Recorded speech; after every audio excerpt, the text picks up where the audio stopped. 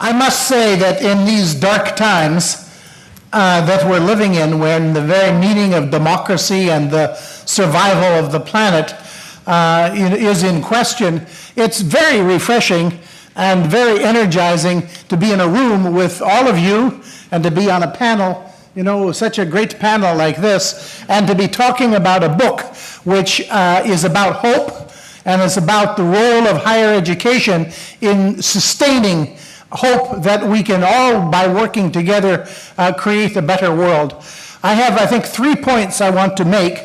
I've got... Yes, you have here. Oh, my goodness, this is great. Thank you, Javier. This comes as a quote from our report, and it's, as Javier was saying in his brilliant presentation of our report, the centrality of knowledge. So I think these are probably even your words, Javier. Unquestionably, the development of humanity has been and will continue to be shaped by the evolution of knowledge. I want to spend just 2 or 3 minutes on this question of knowledge. Let's see. Yeah, here we go. And because in this world that we're living in, knowledge is no longer the monopoly of the academy. And this is a difficult challenge for us, because I grew up thinking once I had, maybe a bachelor's degree, and I was quite smart. By the time I got a master's degree, well, even smarter. By the time I had a PhD, well, I know everything. But it's not the case. We're finding out that it's not the case, and we're even having, even in my university, calls for what people are calling decolonization of knowledge. What do you mean, decolonization of knowledge?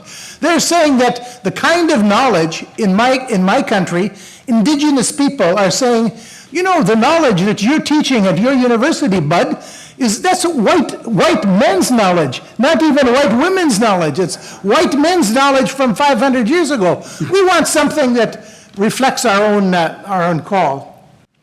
And the European Commission, which is supporting a lot of brilliant research, they're calling for science with and for society. So it's no longer just science for society. The idea is that the issues of the day are so important that people, that citizens, need to be involved in determining these agendas. And we're having a recognition that, these old, ancient forms of knowledge, indigenous ways or excluded knowledge systems, are being recognized. And this is so important if we're going to be able to achieve what Javier and my other authors in the report have said about bringing the local and the global together. One quick story about knowledge, democracy, and new form of knowledge. You look at this picture, and what you see is a slum. You see the tin shacks from a slum in Durban, South Africa. And you see the words, Abalale Basi Mjondolo. Abalale Basi Mjondolo means it's the movement of shack dwellers, people who live in these houses.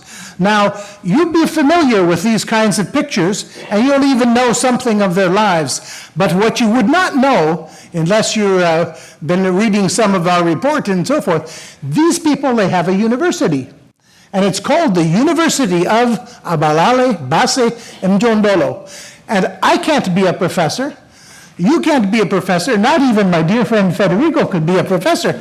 Only professors are people living in that community, because their theory of knowledge is that they have a special knowledge, not the only knowledge, not the answer to all, but they have a special knowledge about life and conditions in that university, in that community. Now, Federico talked about knowledge being produced in a very distorted way. And if you look at this map, what is this strange map? This is a map of the world. But this is a map of the world based on the locations of knowledge production. So you can see on the left, that very big blue thing, that's the country where President Trump now is the leader. The little tiny dark blue with the cap on the top, that's my country, Canada. And look at Latin America, with more people in that small green thing down below than in the top. But the inequality in production of knowledge, you can see, makes that, the graphic, very small. And look at Europe. You can see all the different countries. You can see probably Spain is one of those countries and so forth. You can try and pick those out. Spain is not doing so badly, by the way. Catalonia, unfortunately, in this map is not represented, and I'm going to protest.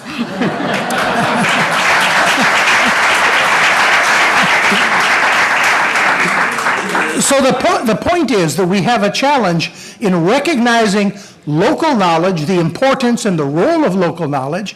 We have a challenge in whose knowledge counts, and we also have a big challenge in the distribution, in reducing the gap between the distribution in the creation and publication of knowledge. All of that is part of the challenge, the knowledge challenge, facing us if we're going to respond to the dream in the report and the dream in my very distinguished poetical brother's words. So, thank you very much.